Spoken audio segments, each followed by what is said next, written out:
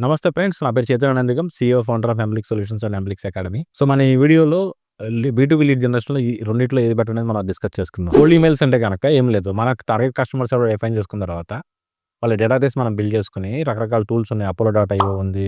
స్నోవియో లాంటి చాలా టూల్స్ ఉన్నాయి. టూల్స్ అనేవి వాడుకొని మనం ఏం చేయాలంటే మన డేటాబేస్ బిల్డ్ చేసుకొని డైరెక్ట్‌గా మన కస్టమర్స్‌కి ఈమెయిల్ పంపించడం. అంటే కొన్ని పర్సనలైజ్డ్‌గా పంపిస్తే ఈమెయిల్స్ అనేవి ఇన్బాక్స్ రీచ్ అవుతాయి. ఫ్రెండ్స్, టిపికల్‌గా ఏంటంటే 5-10% అనేది ఈమెయిల్ ఓపెన్ అవ్వడం చాలా బాగున్నట్టు. సో, సేమ్ మెసేజ్ మీరు కంటిన్యూస్‌గా పంపిస్తే స్పామ్ ఫోల్డర్స్‌కి ఎక్కువ వెళ్ళే ఛాన్సెస్ ఉన్నాయి ఫ్రెండ్స్. ఈ మధ్య కాలంలో ఏఐ టూల్స్ చాలా రావడం వల్ల మీకు పర్సనలైజేషన్ అనేది బాగా పెరిగింది. Number 2 friends, LinkedIn outreach. LinkedIn outreach ఏంటంటే మనం డెసిషన్ మేకర్స్ ఎవరో డిఫైన్ చేసుకున్న తర్వాత మనం వాళ్ళతో కనెక్ట్ అయ్యి వ్యక్తిగతంగా మనం కనెక్ట్ అయ్యి మనం వాళ్ళకి మెసేజ్ పంపించి బిజినెస్ అడగటం లింక్డ్ఇన్ అవుట్‌రీచ్ అంటాం. లింక్డ్ఇన్ అవుట్‌రీచ్ అనేది రెస్పాన్స్ కొంచెం బాగుంటుంది. అలా అని చెప్పేసి ఫ్రెండ్స్, సో, మీరు ఎవరైతే ఏ ప్రొఫైల్ అయితే వాడుతున్నారో అవుట్‌రీచ్‌గా ఆ ప్రొఫైల్ అనేది కొంచెం డీసెంట్ డెసిషన్ మేకర్ ప్రొఫైల్ ఉంటే గనుక మీకు అవుట్‌కమ్ అనేది చాలా బాగుంటుంది. సో, ఫ్రెండ్స్, ఈ లింక్డ్ఇన్ అవుట్‌రీచ్ చేయడం వల్ల ఏమవుతుందంటే కన్వర్షన్స్ అనేవి బాగుంటాయి. So, LinkedIn outreach, email marketing కాకుండా ఇంకా చాలా ఫనల్ చాలా ఉంది. That is starting of the funnel మన లీడ్ జనరేషన్‌లో.